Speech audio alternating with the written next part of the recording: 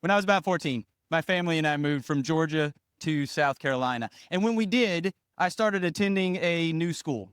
I had been homeschooled in a small town, about 3,000 people. You were more likely to get stuck behind a tractor than a traffic jam. It was that kind of place. And we moved to a place where now I'm attending a school and I don't know any of those people. And not only that, even where I grew up, I was shy. Like I didn't want to order fast food at a restaurant because I had to talk to somebody, like that kind of shy. And I really only knew a few people roughly my age, and I would have only called maybe two of them friends. And that was before I moved to a brand new place. And when I walked onto this school, this campus for the first time, I listened to people and I'm thinking, they don't sound quite like I do. We were still in South Carolina, but a lot of them were from Midwestern backgrounds. So if they had a Southern accent, it wasn't very thick. And at that time, I would have introduced myself as, "Hi, my name is Jayed." So first impressions were kind of stacked against me. But I remember walking onto that campus and seeing these kids milling around and seeing all the people they were talking to and all the inside jokes they had with other people. And I thought, I want that. I don't really know how to get it. The popular kids seem to know everybody, but I thought even the less popular kids, like they still had more friends than I'd ever thought of. And inside me at the time, if I described, here's what I felt, I would have said, I feel like I want friends. But really, looking back, I could say there's something deeper than that. I wanted to be really known. I wanted people to see me. Like I walked across campus and I felt invisible. And I thought, well, I want to be known, but that's a little scary because if they know me, they might not like me. And I think we all feel these kinds of desires. And modern psychologists remind us wisely that that, in fact, doesn't stop in high school. One best-selling author and philosopher, Charles Eisenstein, said this: "To be truly seen and heard, to be truly known, is a deep human need. Our hunger for it is so omnipresent, so much a part of our experience of life, that we no more know what it is we are missing than a fish knows it is wet." In other words, it's hard for us to even notice the desires in our soul to be known and loved because we always have them. They're so familiar, we don't even notice. Or one author said, a little more tongue in cheek, he said, if we want the rewards of being loved, we must submit to the mortifying ordeal of being known. The Psychology Today survey said over 50% of clients in counseling, so they're coming for professional counseling, over 50% of clients in that context hid important truths due to shame. They perform strategically in order to stay loved, to craft a false self in even what ought to be the safest context because of their desire to be loved or approved. Now, I strongly suspect if you look at your life, you'll find those same desires. You'll find different ways it plays out in your life that you say, I really want to be known and I really want to be loved. And the good news on Palm Sunday is God has something to say about that.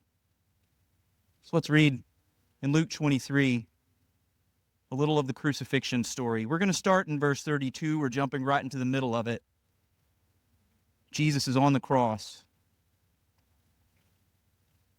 They say 2 others who were criminals were led away to be put to death with him. And when they came to the place that is called the Skull, there they crucified him, that's Jesus, and the criminals, one on his right and one on his left. And Jesus said, Father, forgive them, for they know not what they do. And they cast lots to divide his garments. And the people stood by watching, but the ruler scoffed at him, saying, He saved others, let him save himself, if he is the Christ of God, his chosen one. The soldiers also mocked him, coming up and offering him sour wine. and saying, "If you are the king of the Jews, save yourself." There was also an inscription over him, "This is the King of the Jews." One of the criminals who were hanged railed at him, saying, "Are you not the Christ? Save yourself and us." But the other rebuked him, saying, "Do you not fear God, since you are under the same sentence of condemnation? And we indeed justly, for we are receiving the due reward of our deeds. But this man has done nothing wrong." And he said, "Jesus, remember me when you come into your kingdom." And Jesus said to him, "Truly I say to you, today you will be with me in paradise." As we see the cross, we see all of these different characters. We don't get a ton of information about many of them.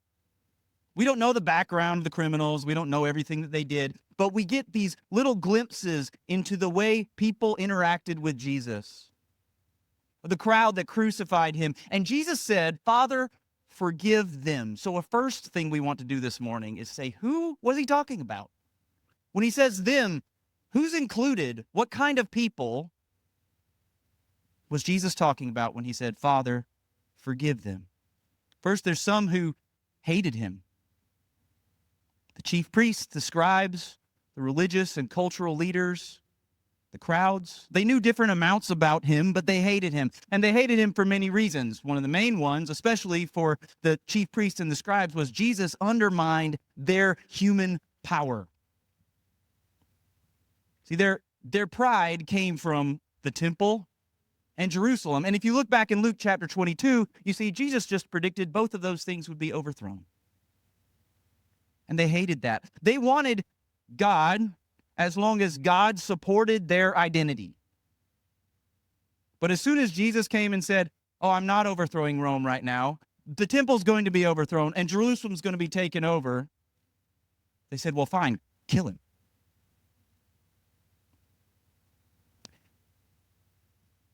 And they continue to call for his crucifixion. Now, most likely, you're sitting in this room today, you probably aren't thinking, "That's me. I hate Jesus." Probably not. That's why you're here. But it might even be true that somebody is sitting here thinking that. Maybe you thought, "Hey, I'll come give church one more chance, but I'm not sure I like this Jesus guy that much."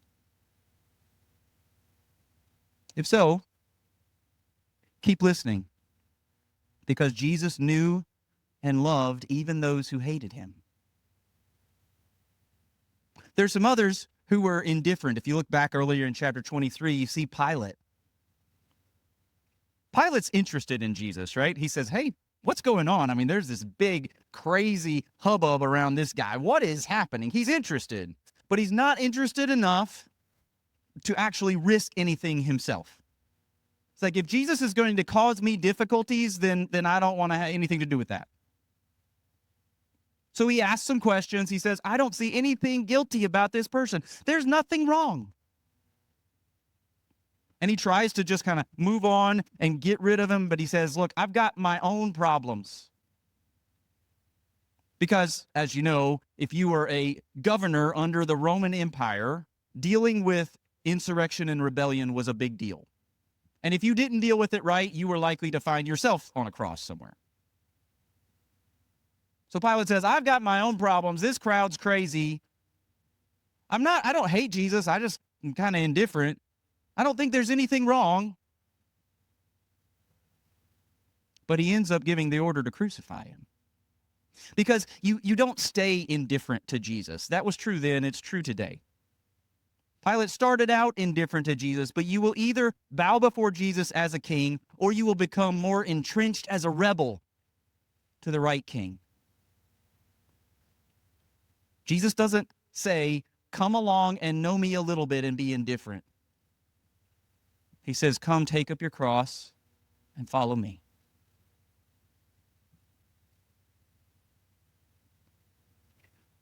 So I'd ask you, are you indifferent to Jesus?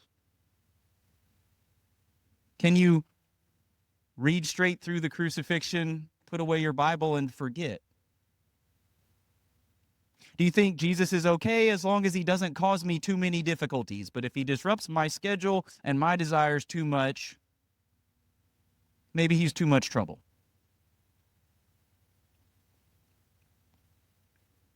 Pilate doesn't start by rejecting Jesus. He just won't endure difficulty for him. So if that sounds familiar to you, again, keep listening, because Jesus knew and loved Pilate as well. Also, earlier in the chapter, some were curious. They were intrigued, like Herod. In fact, it says Herod wanted Jesus to come and do some signs. He's like, I want to see the traveling magician perform. That's the way Herod viewed Jesus. He wanted Jesus to impress him, but not to rule him. And when Jesus didn't behave the way Herod wanted him to, that curiosity turned into hatred. We see this response today. Maybe sometimes you see this response in your own heart. I'm intrigued. I want Jesus to impress me. I want him to show up and do something amazing. But do I really want him to rule my life?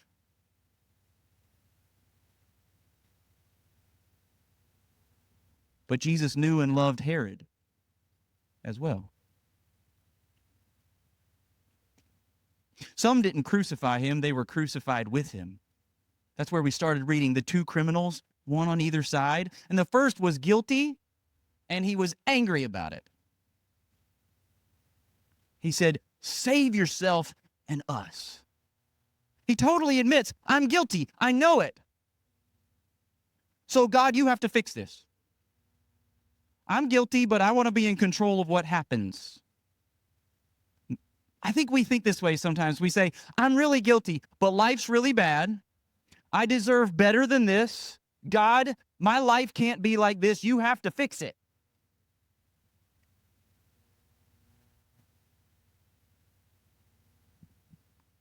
And so we see some who hate him, some who are indifferent, some who are curious, some who are guilty, but want to tell God what to do. And we get one in the part that we read.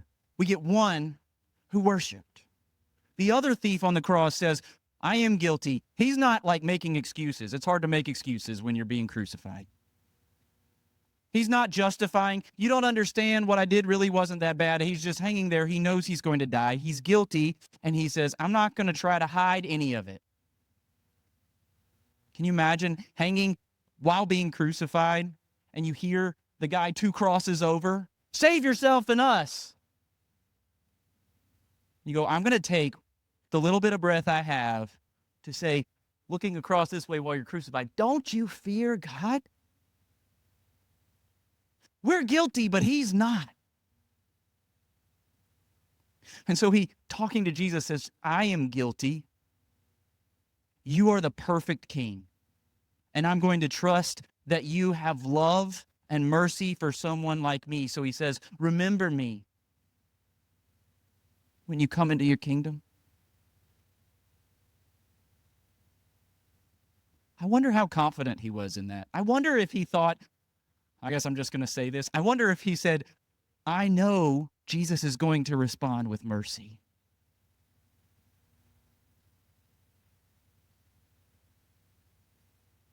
I hope that you see yourself in him too.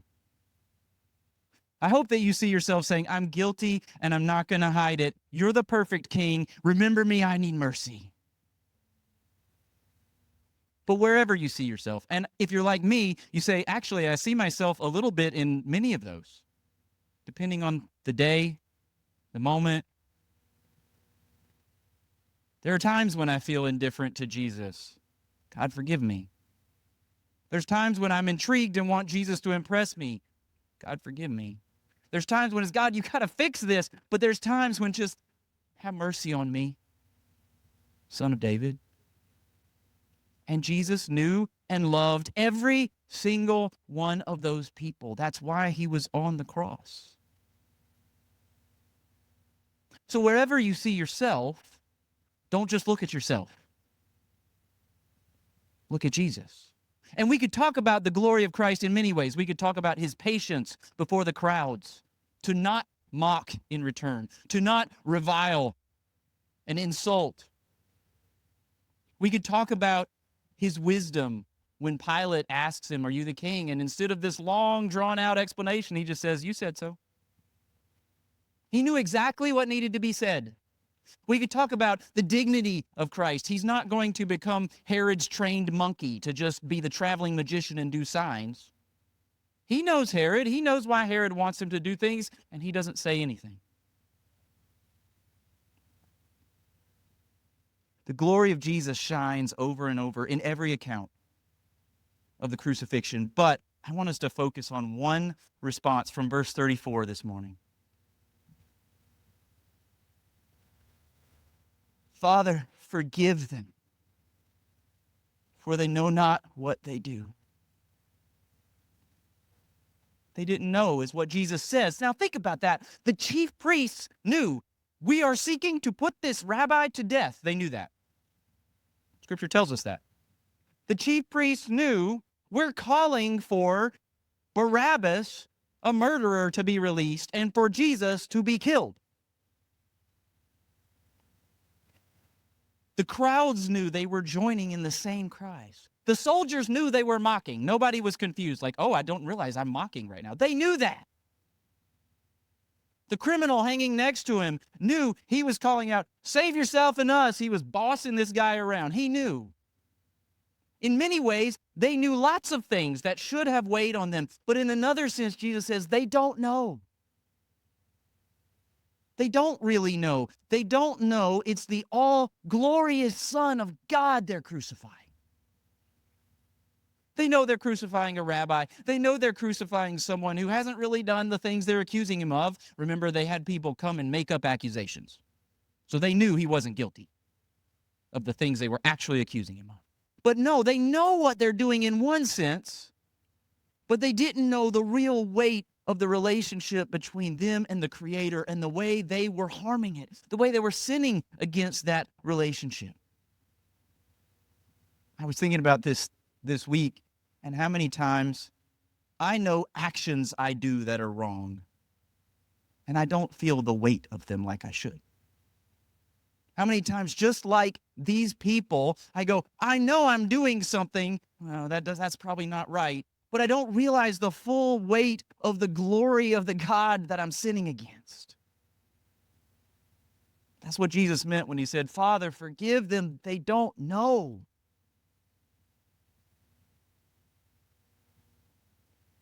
They didn't know, but Jesus did.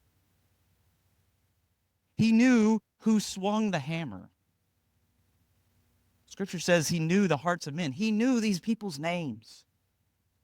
He knew who spit on him. He knew who mocked him. Not only did he know what they were doing, he knew their secrets. He knew their hearts. He knew their history. He knew the sin they had committed when they were younger. He knew the sin they committed that day before the crucifixion. And he knew every sin they would commit. Jesus couldn't know these people any more than he did. They didn't know what they were doing, but he knew. And he doesn't say, Father, judge them. He says, Father, forgive them.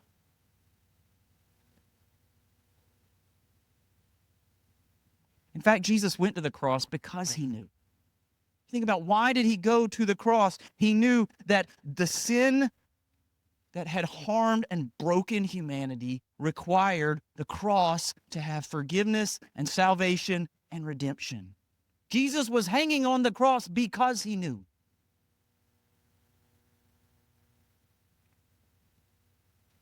And because he loved. Now, don't think of Jesus' knowledge and love as things that are fighting against each other. Don't think, well, Jesus knew our sin and that repulsed him, but he loved us, so he came to the cross. It's not that Jesus' knowledge of us would have kept him away. but his love brought him to us. Yes, he knew fully the depth of our sin and the weight of our rebellion. He knew that it required the cross, but he also knew the beauty of humanity. If that strikes you as a little bit weird, remember that humans were made according to the image of God in the beginning of Genesis. He knew the goodness of creation. Jesus knew the joy to embrace his redeemed bride. And because of that joy, he endured the cross. Jesus knew the thrill of taking many sons that he had bought with his blood and leading them to glory. He knew that's where he was headed. It's not just that Jesus knew the bad but loved us. It's that Jesus knew the depth of our sin and knew the beauty of humanity and loved us. That's what drove him to the cross.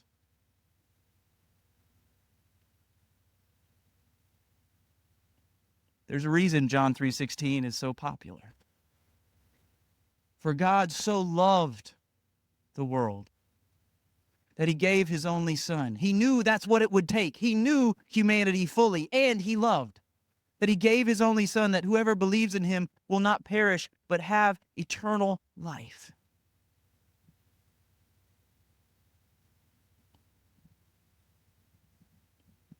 Think about what Jesus knew about the man hanging beside him.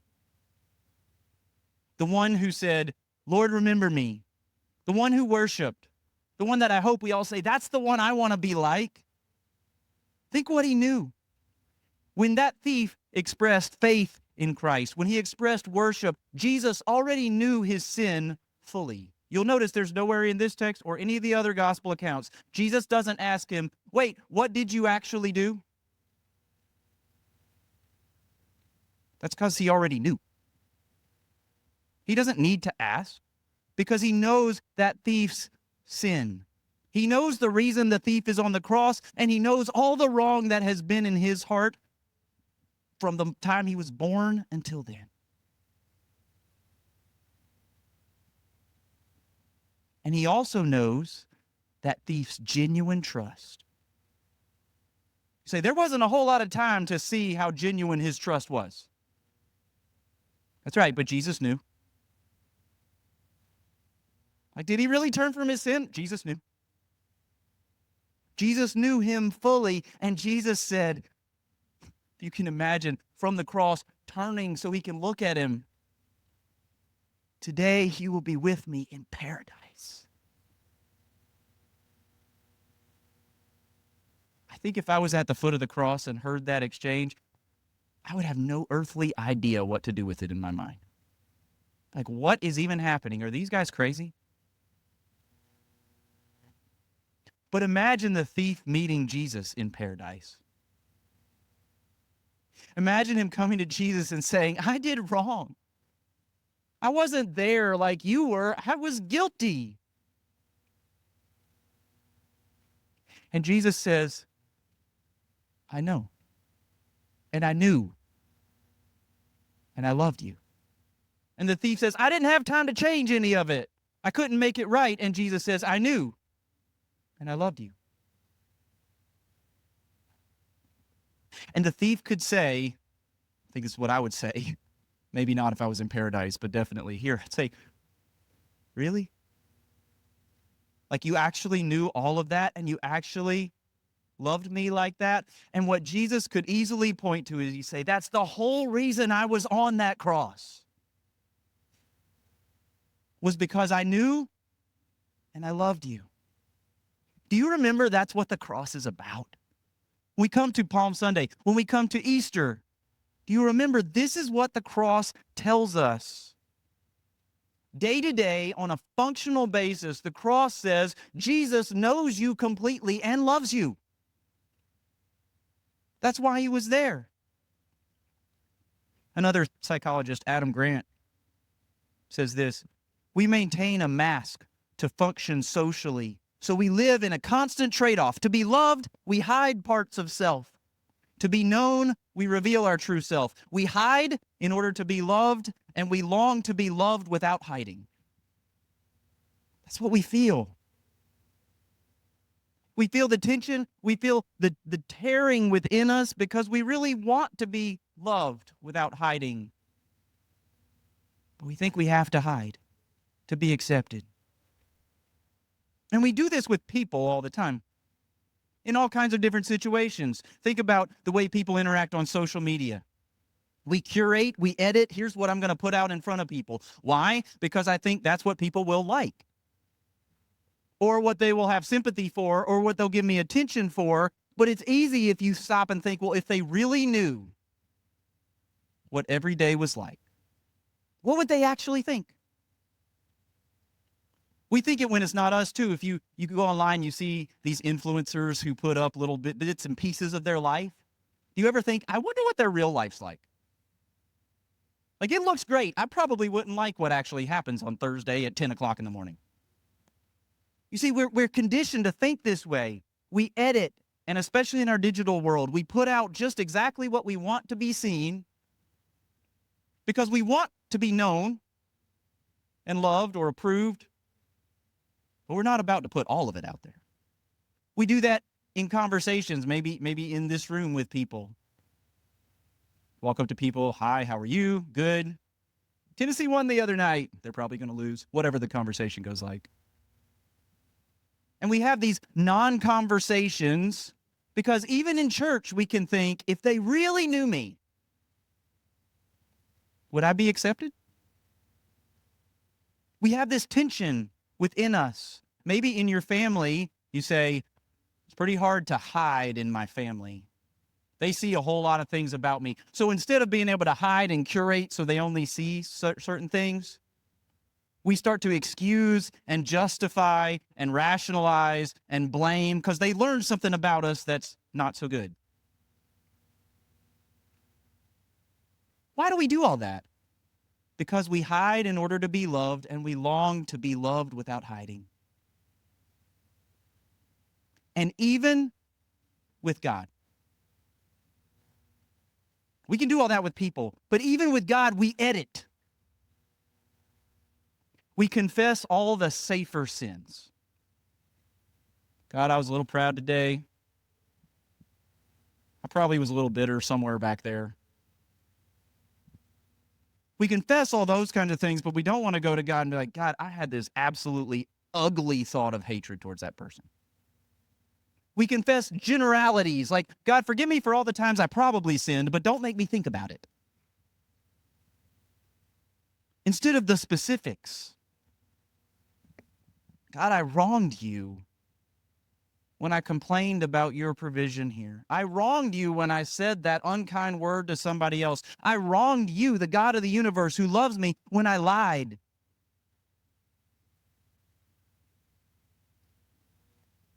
We edit. We hide. Even with God, we tell the truth, but not the whole truth. As if God doesn't already know. As if God doesn't already love.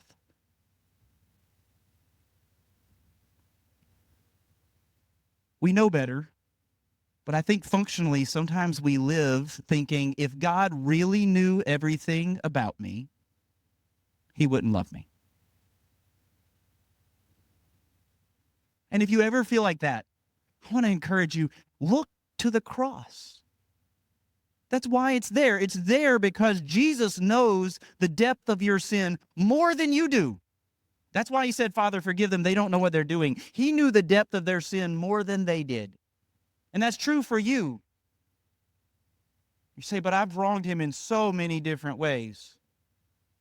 You don't even know all of the ways you've wronged him. I don't either. We don't understand the full weight of our sin. We sang earlier in Run and Run, say, that day, not till then, will I know how much I owe. I know a little bit. You know a little bit of how you've wronged God, but you don't know the whole story. But Jesus did, and he knew it when he went to the cross. Not only does he know the depth of your sin better than you do, he knows the beauty of your soul better than you do. He knows you were made as a human according to the image of God to be part of the crowning jewel of his creation. You say, I don't feel like a crowning jewel. I know that. You know that. God said it's very good.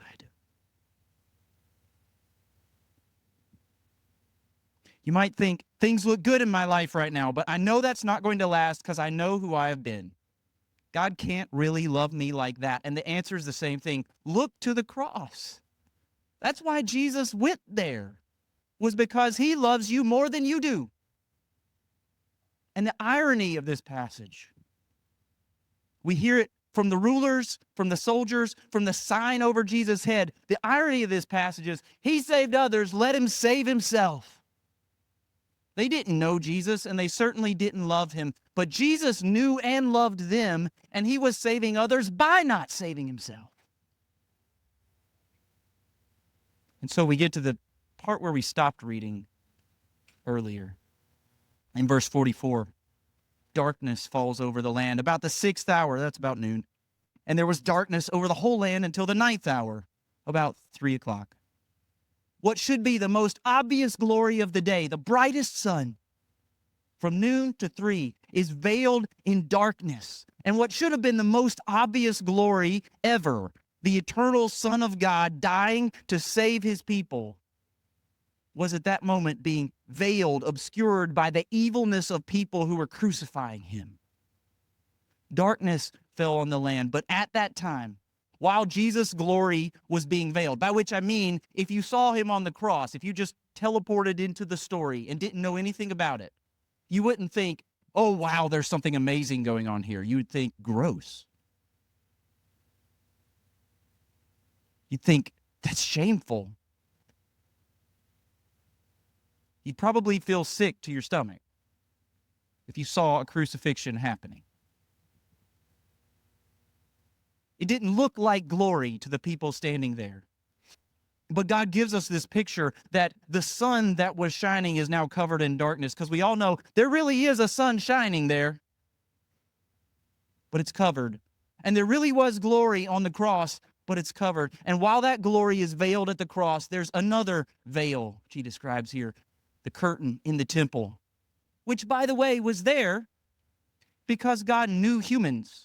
He knew humans were sinful, and he knew they couldn't be in his presence. So he knew humans, and he loved them. And the way he did that in the Old Testament was he said, I will dwell among you, but separate from you. But here on the cross, Jesus is doing something different. He knew humans and loved them and said, I will no longer be separated. And so while his glory was veiled on the cross, the veil in the temple was ripped in two. To say you and I, because Jesus knew us and loved us, we can know and love him. No wonder the centurion responds like he did in verse 47. After Jesus dies, the centurion praises God, saying, certainly this man was innocent. And all the crowds that had assembled for this spectacle, when they saw what had taken place, returned home, beating their breasts. Think of that centurion. He's crucified probably hundreds of people before. And he says, this isn't what every other time was. I don't know exactly what that centurion did, but we can imagine. We know some of the stories of soldiers. We know the whips they used. We know the spears they used. Now, I don't know what happened to that centurion, but I'd like to think that one day he met Jesus in paradise. Can you imagine? Looking at Jesus and saying, I'm so sorry. I crucified you. We can say that metaphorically. My sin sent you to the cross. This guy's saying, it was my hand. I swung the hammer. I stabbed your side.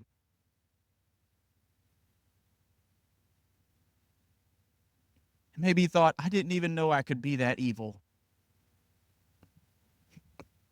And Jesus would look at him with love and say, I knew.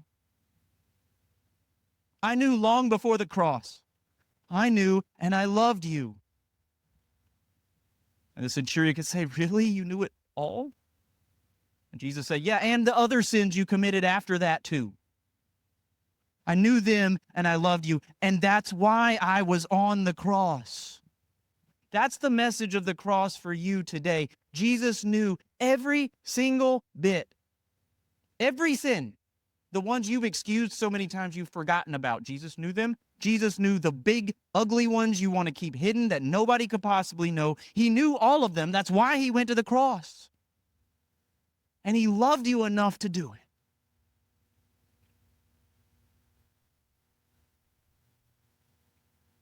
Tim Keller said, "To be loved but not known is comforting but superficial. To be known and not loved is our greatest fear." And the cross of Jesus Christ answers both. The cross says you really are known more than you thought possible. And you really are loved more than you ever dared to hope. So this week, I guarantee there are going to be times when you feel those desires, the desire to be known and the desire to be loved. There are going to be times when you feel misunderstood. What do? Look to the cross. Nobody really knows me. Yes, one did. There are going to be times when you feel lonely. You think, I just wish someone really knew. Look to the cross. When you feel dirty because you've sinned again and you've disappointed yourself and you say, I thought I was better than that, Jesus says, I knew you weren't. And I loved you.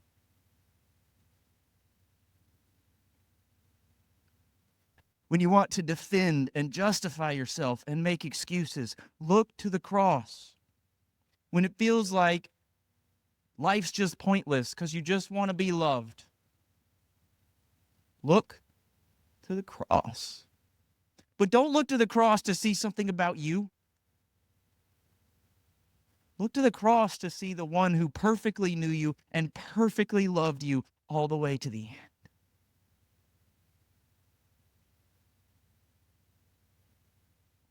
If your faith is in this King on his cross, you don't have to wear a mask to maintain your image. You don't have to edit and hide certain parts of you from God and others. That's because you're not hiding to be loved and loving to be known. You're a child of the King who perfectly, fully, completely knew you and completely loved you. And when you doubt that, you have the strongest possible confirmation of that. Jesus knew and went to the cross. And he loved you, as John 13 says, all the way to the end.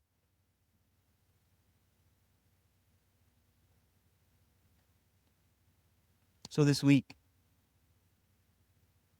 don't let Palm Sunday and crucifixion and Easter and resurrection be something that stays on Sunday and goes to the next Sunday.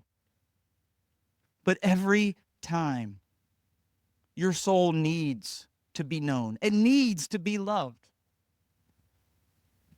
Go back to the cross. And remember, your King perfectly knew you and perfectly loved you. I invite you to close your eyes and just take a moment and respond in prayer.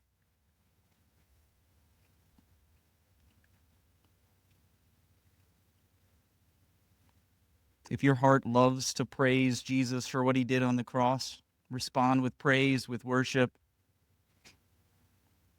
If you find indifference or hatred or intrigue or anxiety and control,